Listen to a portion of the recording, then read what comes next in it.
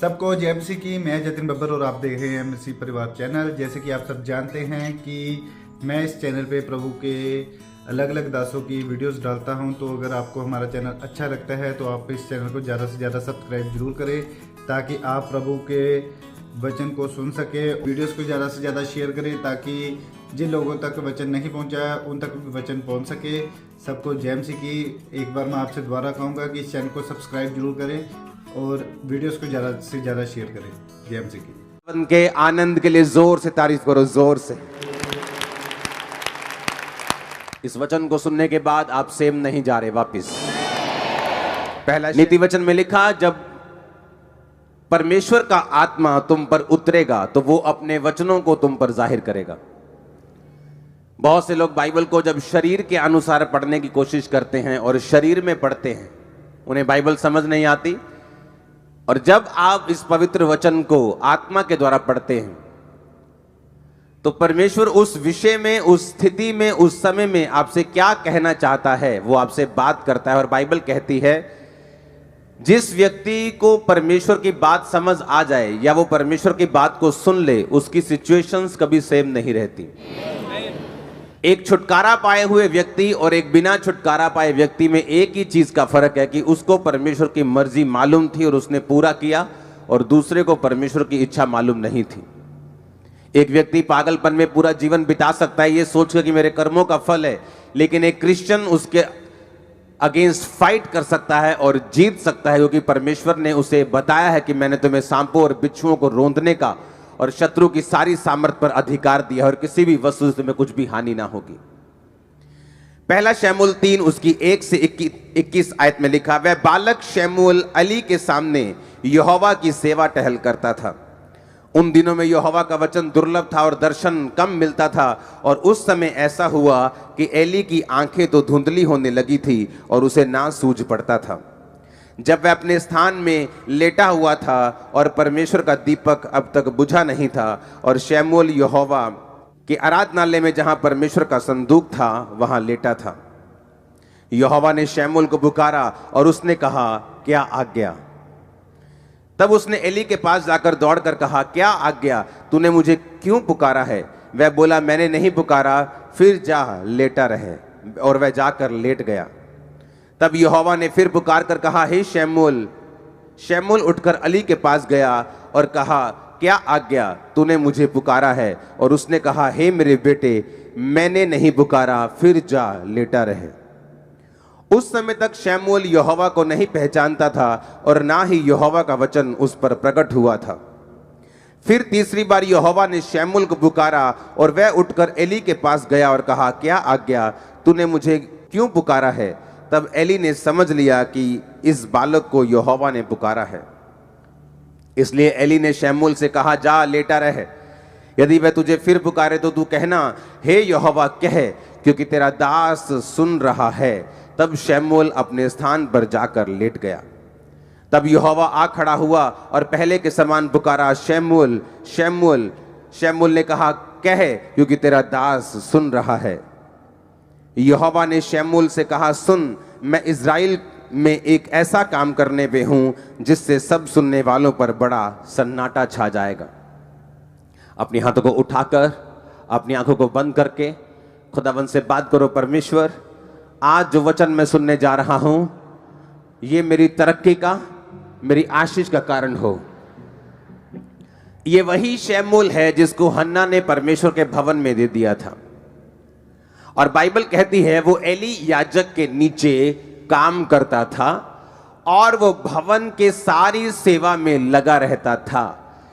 एक दिन यहोवा ने जब उसे पुकारा, हे शमूएल, हे शमूएल। बाइबल कहती जैसे ही उसने परमेश्वर की आवाज को सुना, क्योंकि उसने उससे पहले परमेश्वर की आवाज को कभी नहीं सुना था, और बाइबल कहती वो उठा और अपने जाके एली के पास, सेवक के पास जाकर बोला, क्या आज्ञा? आपने मुझे पुकारा है, बताइए क्या करूं? उसने कहा, मैंने नहीं पुकारा।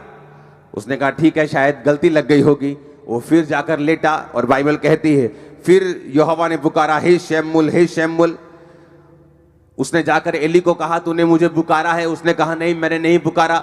जब तीसरी बार भी ऐसा हुआ और जब एली समझ गया कि परमेश्वर इसको आवाज लगा रहा है और उसने कहा शमूएल, अब जब परमेश्वर तुझे आवाज लगाए तो तू बोलना, हे यहोवा क्या आज्ञा, मैं तेरा दास सुन रहा है, तू बोल, तू क्या बोलना चाहता है।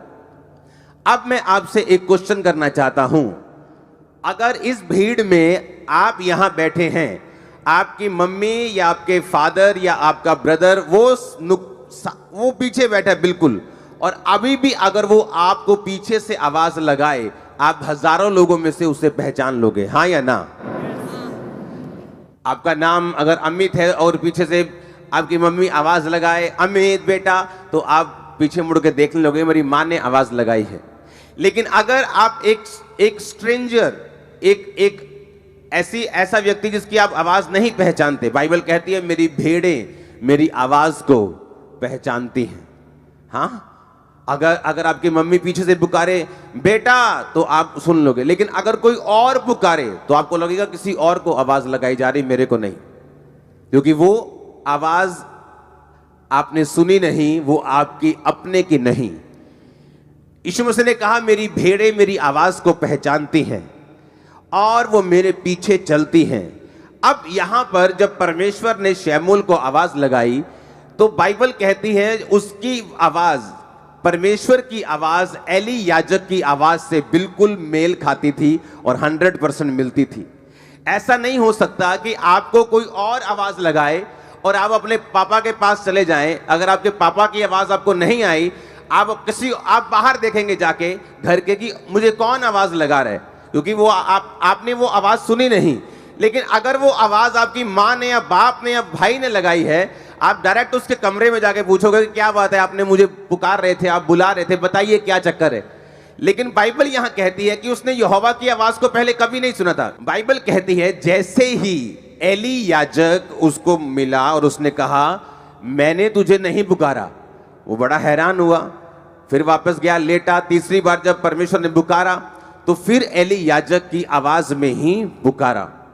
परमेश्वर की जो वचन है उसमें एक एक बिंदु, अगर बाइबल में जहां पौलुस कहता है कि तुम दाखरस के मतवाले ना बनो परंतु पवित्र आत्मा से परिपूर्ण होते जाओ, अगर आप उसके बाद बाइबल देखेंगे तो वहां पे सेमीकोलन लगा है। ऐसा सेमीकोलन होता है, ना तो फुल स्टॉप लगा है ना कोमा लगा है, उसका मतलब होता है कि अभी सेंटेंस खत्म नहीं हुआ।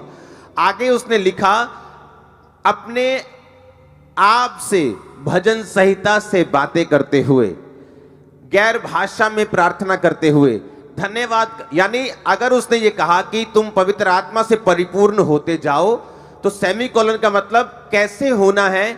बाइबल इतनी गहरी है, इतनी वो गहरी है कि एक कोमे का, एक बिंदु का, एक फुल स्टॉप का भी पूरा उसमें कारण है। अगर बाइबल में वो जिक्र है, यहां पर बहुत बड़ा कारण था कि परमेश्वर ने शमूएल से जो बात की, अपने सेवक की आवाज की मैचिंग में और पूरी तरह से अपने सेवक की आवाज के रूप में ही शमूएल से कहा हे शमूएल, हे शमूएल। बाइबल कहती है अगर इजराइलियों के छुटकारे के बीच में, उनके और परमेश्वर के बीच में कोई कनेक्शन था तो वो कनेक्शन मूसा का था। बाइबल कहती है मूसा के चले जाने के बाद अगर कोई कनेक्शन उनका और परमेश्वर के बीच का था तो वो यहोशू था, वो जीसस क्राइस्ट थे, वो पतरस था, वो पौलुस था। बाइबल कहती है कि परमेश्वर ने जानबूझ के जब शमूएल को आवाज लगाई तो उसने जानबूझ के एली की आवाज में उसको आवाज लगाई। बाइबल कहती है कलीसिया का काम जो है सिर्फ चर्च में आके बरकत को पाना नहीं है। बरकत आपको मिल जाती है जिस दिन आप यीशु मसीह को ग्रहण करते हैं अपने उद्धारकर्ता के रूप में, लेकिन जब आप चर्च में लगाए जाते हैं, रोपे जाते हैं, बोए जाते हैं ताकि आप ग्रो कर सकें। आपका मकसद, एक पेड़ को लगाने का मकसद सिर्फ उसको ग्रो करना नहीं होता, बल्कि उस पेड़ का काम होता है फल देना, उस पेड़ का काम होता है छाया देना। बाइबल कहती है जब परमेश्वर आपको चुनते हैं और अपने भवन में लगाते हैं, जो लोग एक से ज्यादा सेवकाइयों में लगे हुए हैं वो किसी काम के नहीं, मैं आपको गारंटी दे सकता हूं। एक ऐसी मेजर सेवकाई होनी चाहिए जहां से आप परमेश्वर की आवाज को ले पाते हैं, जिसको आप रियली फॉलो करते हैं। अगर आप ज्यादा सेवकाइयों को फॉलो करते हैं, आप कहीं नहीं पहुंचते। लेकिन बाइबल कहती है अगर आप एक आवाज को सुनते हैं और फॉलो करते हैं तो परमेश्वर आपको उस दिशा में लेके जाते हैं जो दिशा आपके लिए परमेश्वर ने चुनी है। अगर परमेश्वर ने शमूएल को भविष्यद्वक्ता के रूप में चुना तो परमेश्वर ने जो स्टार्टिंग की वो एली की आवाज के रूप में उसको पुकारा और फिर उसको प्रोफेटिक मिनिस्ट्री में परमेश्वर लेके गया। अब मैं आपको ये बात बताना चाहता हूं क्यों परमेश्वर ने उसको एली की आवाज में पुकारा। जैसे आपका जन्म हुआ मसीह में और आप कलीसिया में लगाए गए, बाइबल कहती है पौलुस ने कहा वो कलीसिया जिसने उसकी 2 बार सहायता की लेने और देने में और दानों और सहायता में, और बाइबल कहती है उसने कहा परमेश्वर तुम्हारी हर घटी को महिमा सहित मसीह यीशु में पूरा करेगा। यानी परमेश्वर की आवाज ये थी कि तुमने जब मिशनरी कामों में मेरा साथ दिया इसलिए मैं तुमको ब्लेस करूंगा। यही काम कलीसिया का था। कलीसिया ने गलती की, सबसे पहली गलती कलीसिया की थी जब यीशु मसीह जी उठे और जी उठने के बाद जब वो स्वर्ग चले गए, 40 दिन प्रचार करने के बाद 41वें दिन हजारों लोगों के बीच में वो स्वर्ग में गए। और बाइबल कहती है उसी तरह वो हमको लेने भी आने वाले, हमें तैयार रहना है। और बाइबल कहती है उसके बाद जब चेले प्रचार करने लगे और वही चिन्ह चमत्कार चेलों की जिंदगियों से होने लगे, वही मिरेकल्स होने लगे। और बाइबल कहती जब चेलों पर सताव आया और याकूब तलवार से मारा गया, और बाइबल कहती कलीसिया को गलती याद आई कि हमें सिर्फ चर्च में लगाए जाने का कारण आशीष लेना और लंगड़े चलाना और अंधों को आंखें दिखवाना नहीं है। हमारा खुद की ये रिस्पॉन्सिबिलिटी है कि हम प्रेरितों के लिए प्रार्थना करें। और बाइबल कहती जब पतरस को भी उन्होंने मारने के लिए पकड़ा और कलीसिया लॉ लगाकर यानी पूरी तरह से एकजुट होकर और पूरी तरह से बिना डिस्ट्रैक्शन के, कोई 1 घंटे वाली वो 1.5 घंटे वाली प्रार्थना नहीं थी, लॉ लगाकर मतलब लगातार वो बैठ चुके थे कि परमेश्वर से, जिस तरह लोग धरना लगा के बैठ जाते हैं कि जब तक सरकार हमारी बात नहीं सुनेगी हम उठेंगे नहीं, और जब सरकार देखती है कि धरना असली वाला ये उठेंगे नहीं तो अब आपकी बात वो सुनती, लेकिन जब उसको मालूम होता है कि ये धरना बहुत लंबा नहीं चलने वाला, वो बात को मानती नहीं। उसी तरह से परमेश्वर को मालूम है कि ये व्यक्ति जब प्रार्थना में बैठ चुके हैं, लॉ लगाकर वो प्रार्थना कर रहे हैं, और बाइबल कहती परमेश्वर ने अपने स्वर्गदूतों को रिलीज किया। वो पतरस के पास गया, जेल के अंदर जाके उसकी खुद सांकलें खोली, जेल के दरवाजे खोले, कितने पहरों में उनको रखा, कितनी लेयर्स में उनको रखा जाता था सिपाहियों के पहरे में, उन सबको छोड़कर परमेश्वर ने उसको आजाद किया, अपने घर वापस लेके गया। और फिर कलीसिया को समझ आई कि हमारा काम सिर्फ बरकत लेना ही नहीं, हमारा काम उस विजन, उस मिशन के लिए प्रार्थना करना भी है जो परमेश्वर ने दासों को दिया है। और जब लोग अपने सेवकों के लिए प्रार्थना करने लगे, जब लोग बोने लगे, जब लोग उस सेवकाई में हिस्सा डालने लगे और जब खुद लोग सेवा करने लगे, बाइबल कहती वो कलीसिया गिनती में दिन प्रतिदिन बढ़ती गई। बाइबल कहती वो कलीसिया ग्रेस में बढ़ती गई। कोई भी दरिद्र नहीं था, कोई गरीब नहीं था, कोई भी वांटेड की, हर किसी के पास जैसे वांट रहती, कमी रहती कि मेरे पास ये चीज की कमी, बाइबल कहती है उस कलीसिया के पास किसी चीज की कमी नहीं थी। वो कलीसिया गिनती में बढ़ती गई और एक ऐसा समय आया जब लोग डरने लगे, उनकी गिनती इतनी बड़ी हुई। बाइबल कहती है वो उस काम कैसे पूरे हुए, प्रेरितों ने जो काम किया अपनी तरफ से परफेक्ट किया, कोई कमी नहीं छोड़ी। कलीसिया ने भी अपनी तरफ से कोई कमी नहीं छोड़ी। और बाइबल कहती है जब एक देह मिलकर कंप्लीट काम करती है, मुंह सही काम करता है, हाथ सही काम करते हैं, पैर सही काम करते हैं, तो बाइबल कहती है वो देह उन्नति पाती है, बरकत पाती है। और उसी तरह से बाइबल कहती है जब सबने मिलकर काम किया तो परमेश्वर ने अपनी आशीष को उस कलीसिया के ऊपर रखा। और बाइबल कहती कोई भी दरिद्र नहीं था, सब लोग ब्लेस्ड थे। आपको मैं उसी कलीसिया के रूप में आज से देखूंगा, आप लोगों को उसी कलीसिया के रूप में मैं जानना चाहूंगा। आमीन। मेरे को ऊंचे वाला चाहिए, बरकत ऊंचे वाली होगी। अब परमेश्वर का जो मकसद था वो मकसद था कि शमूएल के जरिए हमें ये बात को समझाना कि बाइबल कहती है जब इजराइलियों ने प्रार्थना की कि परमेश्वर, क्योंकि शैतान ने ज्यादा तंग करना शुरू किया, अगर शैतान ज्यादा तंग ना करता, मिस्री ज्यादा तंग ना करते तो कभी प्रार्थना वो बढ़ाते नहीं, सदा उस कंडीशन में पड़े रहते। जो कोई भी चीज, जो कोई भी विरोध, जो कोई भी सताव आप अपने आसपास देख रहे हो, वो एक्चुअल में आपको आपके कंफर्ट जोन से बाहर निकालकर परमेश्वर की एक बड़ी मर्जी को पूरा करने के लिए है, जो आपके बीच में आने वाले कुछ सालों में पूरी होने वाली है। और आपका आमीन, वो चीजें जो मैं बोल नहीं सकता, मेरी प्रार्थना है कि परमेश्वर आपके हृदयों में वो चीजें डाल दे कि आप राज्य करने वाले हैं। आमीन। ऊंचाई आशीष आपकी चर्च।